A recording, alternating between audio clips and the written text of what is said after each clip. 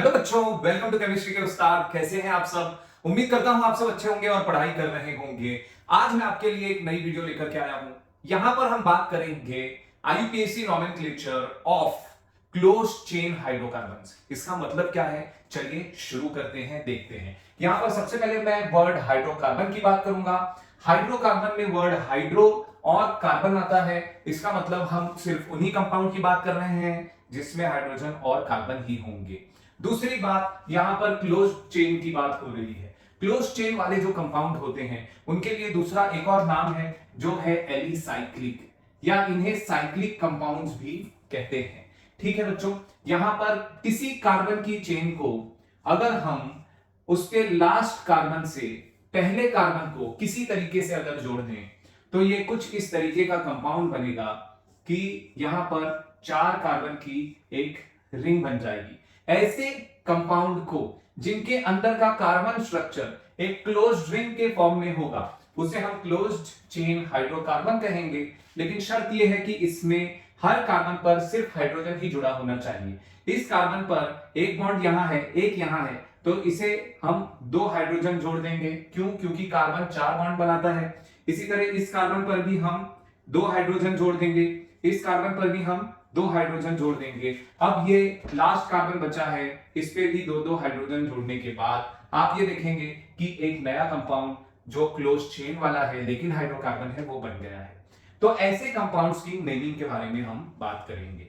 अब यहां पर अगर आपने पिछली वीडियो देखी होगी तो हम उस कंपाउंड को चुनते थे जिसकी लॉन्गेस्ट कार्बन चेन होती थी, तो वो पॉइंट तो वैलिड है।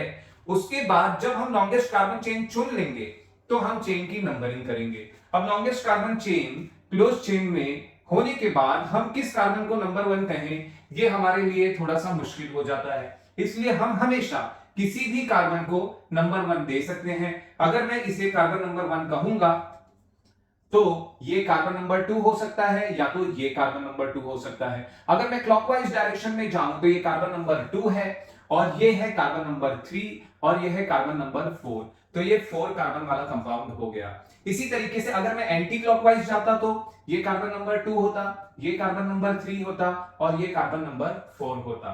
तो इस कार्बन का नंबर तो चेंज नहीं हुआ लेकिन यहां पर नंबर्स में हमें चेंज दिखाई दे रहा है। तो हम ये देखेंगे कि कब और कहां और कैसे हमें किस तरीके का नेमिंग देना है। कार्बन चेन को नंबर करने के टाइम हम क्लॉकवाइज या एंटी क्लॉकवाइज दोनों डायरेक्शन में नेमिंग कर सकते हैं।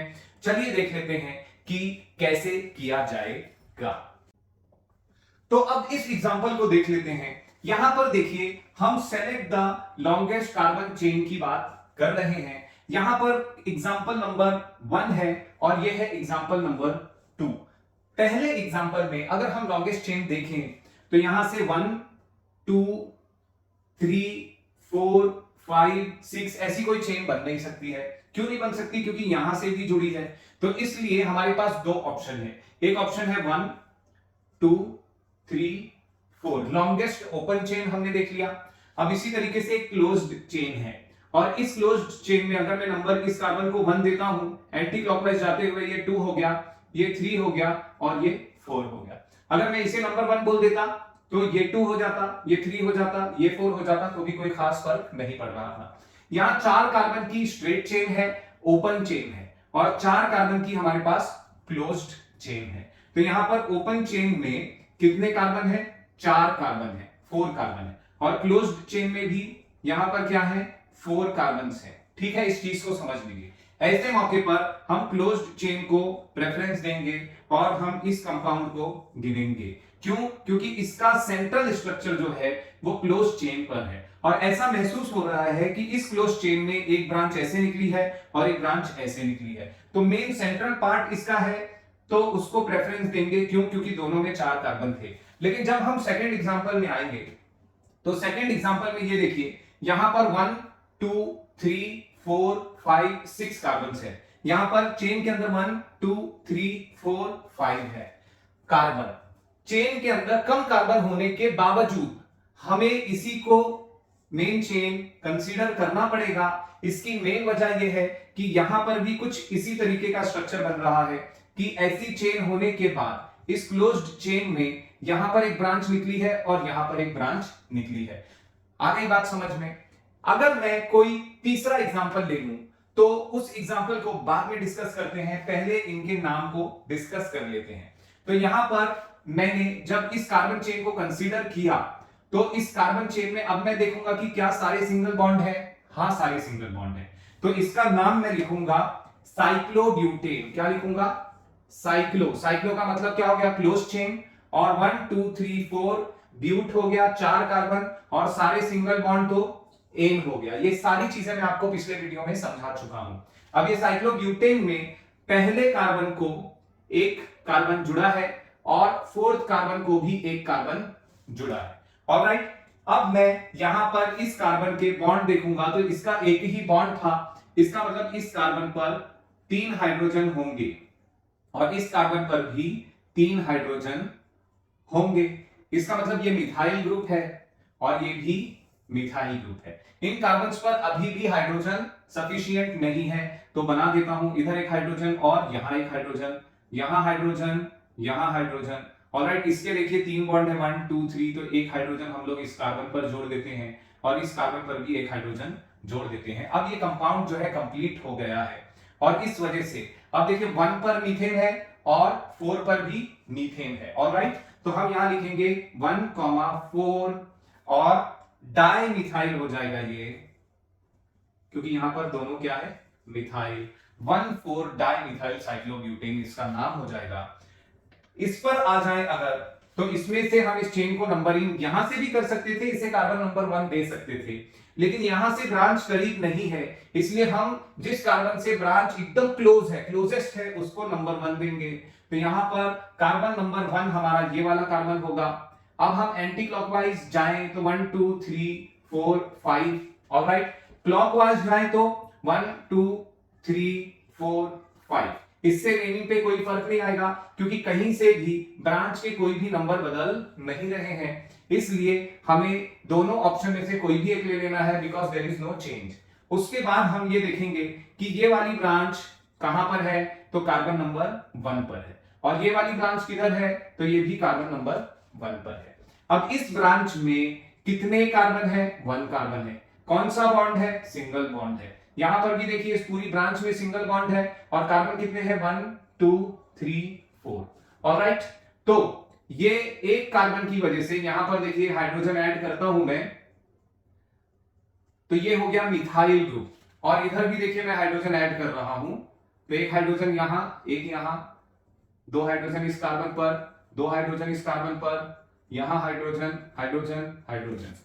4 कार्बन होने की वजह से इस ग्रुप को हम ब्यूटाइल ग्रुप कहते हैं, और ये ग्रुप कौन सा था? Methyl group. ऑलराइट, इसे वापस लिख देते हैं, ब्यूटाइल ग्रुप और मिथाइल ग्रुप, ये दोनों ग्रुप कार्बन नंबर 1 पर जुड़े हुए हैं। तो चलिए अब इसके नाम की बात करेंगे। सबसे पहले हम पेरेंट नेम में मेन चेन देखेंगे। ये मेन चेन कितने की है? तो ये है 5 कार्बन की। 5 के लिए हम लिखेंगे पेंट, और चेन के अंदर सारे सिंगल बॉन्ड है तो एन आ जाएगा। दूसरी चीज ये क्लोज चेन है तो साइक्लो वर्ड आ जाएगा। अब ये चेन का पूरा नाम हो गया, पेरेंट नाम हो गया। अब हम बात करेंगे प्रीफिक्स की, क्यों? क्योंकि जितने भी ब्रांचेस है, ब्रांचेस को हम क्या कहते थे? सब्स्टिट्यूएंट। ये सारे सब्स्टिट्यूएंट कहां आएंगे? प्रीफिक्स में आएंगे। अब इनके पहले, सब्स्टिट्यूएंट के नाम के पहले इनका नंबर आएगा। तो अब इसका नाम देखिए मिथाइल है और इसका नाम ब्यूटाइल है, हमें अल्फाबेटिकल प्रायोरिटी देनी है, तो मिथाइल का M और ब्यूटाइल का B, दोनों में से B पहले आता है, तो इसलिए हम लिखेंगे इसका नाम 1 butyl 1 methyl cyclobutane, 1 butyl 1 methyl cyclopentane, sorry.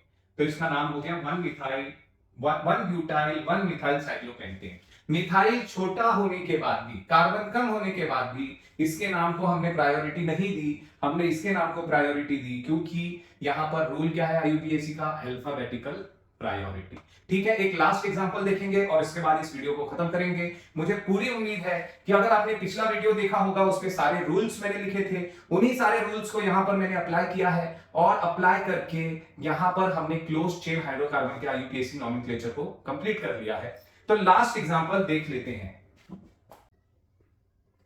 अब इस एग्जांपल में देख लीजिए, यहां पर ये कार्बन 1 2 3 4 5 6 7 7 की लॉन्ग चेन है और ओपन चेन है, और इसके अंदर ये जुड़ा हुआ है 1 2 3 4 5।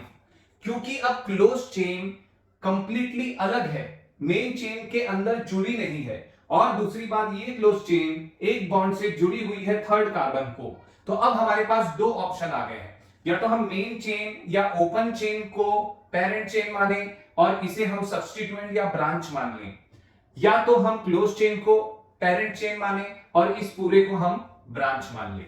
तो ऐसे मौके पर हम ये देखेंगे कि लॉन्गेस्ट चेन किसकी है, क्लोज्ड वाली लॉन्गेस्ट चेन है या ओपन वाली लॉन्गेस्ट चेन है। यहां पर ये देखने से पता चलता है कि लॉन्गेस्ट चेन ये वाली है। अब इस लॉन्गेस्ट चेन में 1 2 3 4 5 6 7 कार्बन है, और इन कार्बन को नंबरिंग हम उस एंड से देंगे जहां से ये ब्रांच करीब आ रही है या ये सब्स्टिट्यूएंट करीब है, तो वो इस एंड से करीब है, इसलिए इसका नंबर हो जाएगा 1 2 3 4 5 6 7। ऑलराइट, अब यहां पर ये चेन लॉन्गेस्ट तो नहीं है लेकिन क्लोज चेन है, इसमें अगर हम नंबरिंग देंगे तो हमें नंबरिंग वहां से देनी है जहां से ये इस चेन के कार्बन को करीब है, तो ये है 1 2 3 4 5, तो 5 की चेन ये हो गई। इसका नाम क्या हो गया, साइक्लोपेंटेन। क्या नाम है इसका, साइक्लो मतलब रिंग है, क्लोज चेन है, और 5 है, और पांचों चेन के कार्बन के बीच में सारे सिंगल बॉन्ड है, तो 5 के लिए आ गया पेंट और सारे सिंगल बॉन्ड के लिए आ गया एन। ऑलराइट बच्चों, अब हम इस चेन की बात कर लेते हैं। 1 2 3 4 5 6 7, लॉन्गेस्ट चेन 7 की है, तो 7 के लिए आ जाएगा हेप्ट, क्योंकि ये ओपन चेन है तो साइक्लो जैसा प्रीफिक्स यहां पर नहीं आने वाला है, और इस चेन में कार्बन के बीच में सारे सिंगल बॉन्ड है तो एन। ऑलराइट, ये इसका नाम हो गया।